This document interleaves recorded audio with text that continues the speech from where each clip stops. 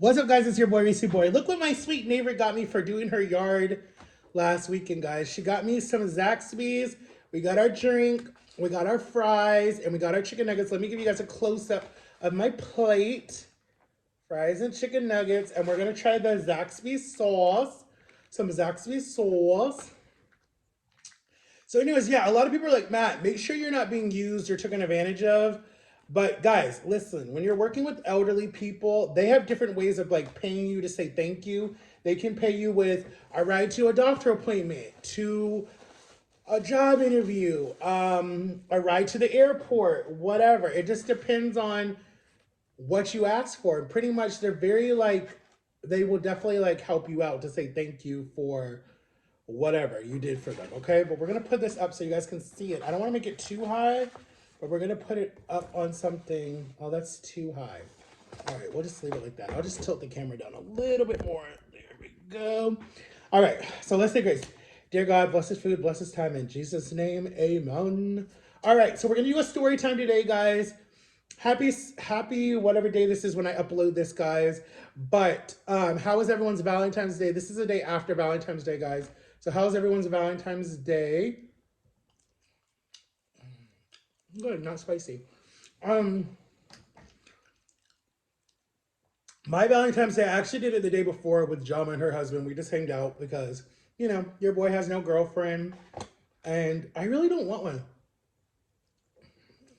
My son thinks that I'm too ugly to get a girlfriend. He's probably gonna get mad that I just said that. But he hates when I put him in my video. Or he doesn't hate when I put him in my videos, but he's not ready to do social media. So when he does social media, he doesn't want to get a lot of hate because people are gonna be like, "Oh, you're the one who hates on your dad."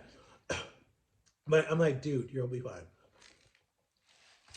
He hates on my channel, but then he's like, "You have more followers than I do, and I don't want people to know who I am yet." So I'm like, just stop. Anyway, but yeah, he thinks I'm too ugly to get a girlfriend, and I'm like,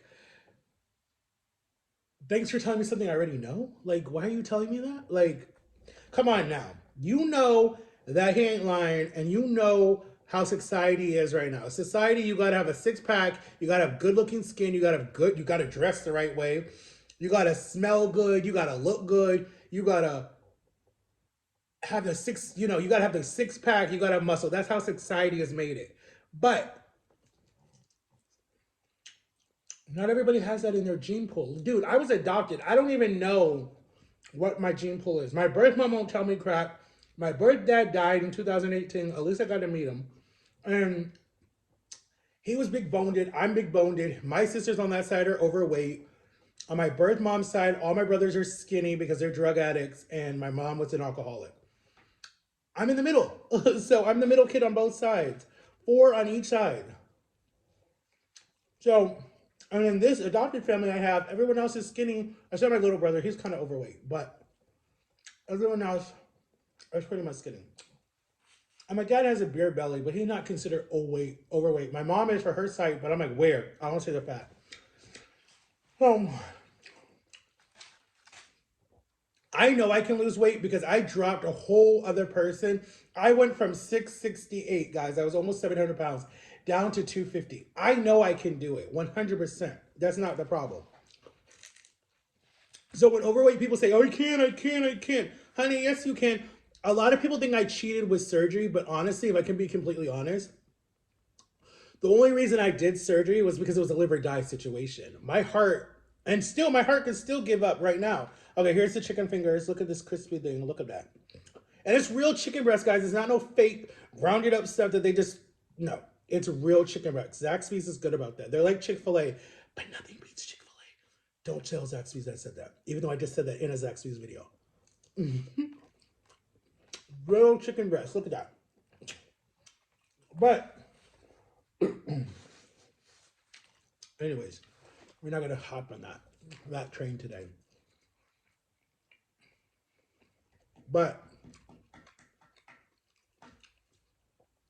guys, banger videos are coming in March. Okay, a lot of people will be on their spring break. I'm gonna be shooting a lot of videos, guys. Probably like the middle of March, like the 14th through April 2nd, and that's my son's birthday month. Shout out to you.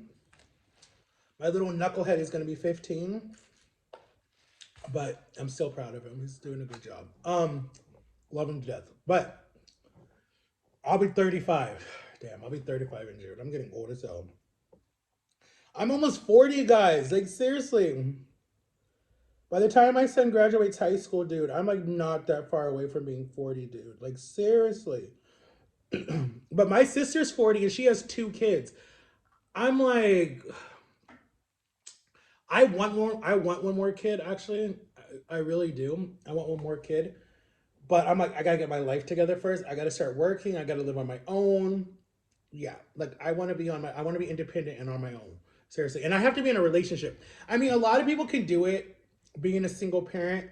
I think honestly I could do it being a single parent because I'm watching my sister do it. I mean, and then I'm watching my aunt did it for so many years. And her son is like, I think he just turned 41 and he has 3 kids and he's married and he's a pastor. So she's done it, you know? So she lucked out. But shout out to my cousin Sean. I want him to do a video with me. And I feel like he would. He's mad cool. He's mad cool. I even think my aunt would. Um, both of my aunts would do a video with me. Um, yeah, I might try to see if they would do one with me, actually. So you guys can meet my favorite Aunt Cheryl, guys. You would love her just for meeting her. She's been a teacher her whole life. She's one of my favorite people. Like, I'm so thankful for her. Like, I love her to death. Like, that's my favorite person. That's one of my favorite people. Like, when I had my surgery, okay, this is how cool she is and how I love her to death. She was 100% supporting me like the whole time. Even when I was in the hospital almost dying, she worked all day and then they both came to get well, wait, I'm trying to think. They both came together, both of my aunts, and hanged out with me for a long time, brought me food because they knew that how hospital food is, stayed with me. Then they left. Then my aunt came again by herself because I was in the hospital for 4 weeks. So she came again by herself, my Aunt Cheryl, and hanging out with me for a long time. Excuse me. Then when I came home, she still came and checked on me.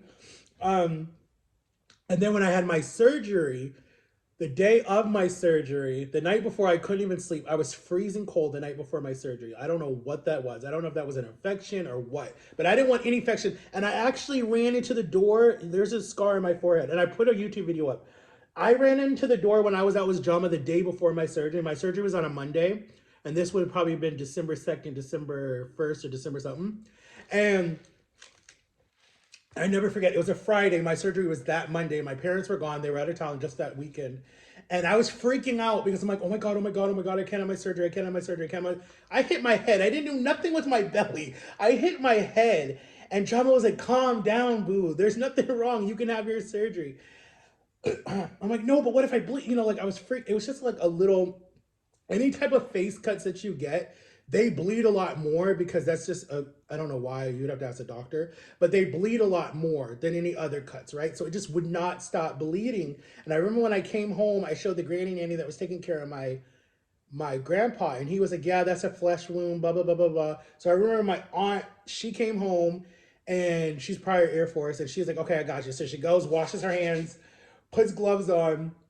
She gets a little squeamish around blood, but the granny nanny, he loves blood. So he's like, all right, sit down. So I sat down. They were like, they put the butterfly band-aids on my forehead to push it back together to close the cut. But they're like, dude, you might need to go get stitches. I didn't want to go get stitches. So I call my mom. My mom is looking at me on FaceTime. She's like, Matthew, you should just go to the ER, get 3 little stitches, and you'll be okay. And I'm like, no, no, no, I don't want to. I don't want to. I don't want to.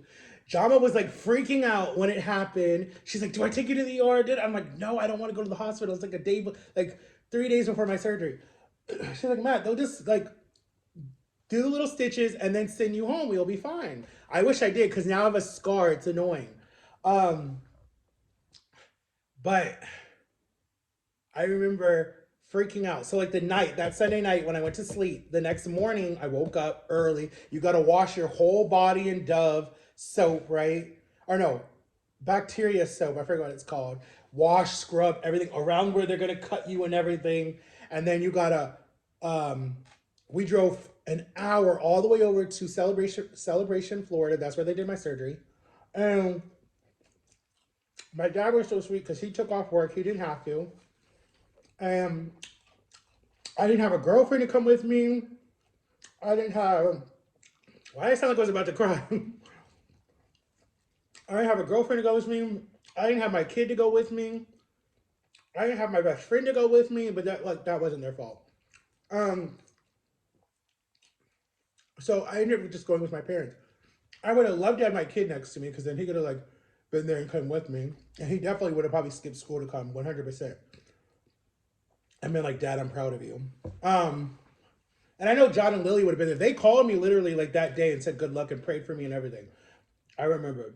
And then I remember we went to the hospital to the whatever. We were at the wrong floor. They sent us upstairs. We go upstairs. By this time, I've already lost like 250 pounds already, way before surgery on my own. So I knew I could have done it. My mom wanted me to not do the surgery and keep losing weight because she's like, you're doing good. But the doctor was like, he could still relapse and gain all the weight back, like I did. Anyways, I haven't gained it all back, but listen. And then I remember we get to the hospital, they get you prepped, they take you back. I'm a little scared, right? But I grew up in the emergency room, so I'm used to it. So then I'm like, Mom, and she's like, I'm gonna be right over here with your dad. Blah, blah. No, so they had to take turns coming back, right? And this was right before COVID. Thank God, because the surgery would have never even happened if it was there if COVID hit.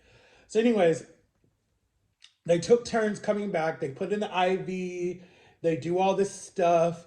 They give me a bunch of fluid so I'm not dehydrated during surgery. They get me all prepped. There's all these other people doing the surgery too. Put me in a gown. I wear my boxers because I'm like, I'm not going naked. No. So I put in my boxers. I wore a t-shirt under because, I was very self-confident about this area. Even though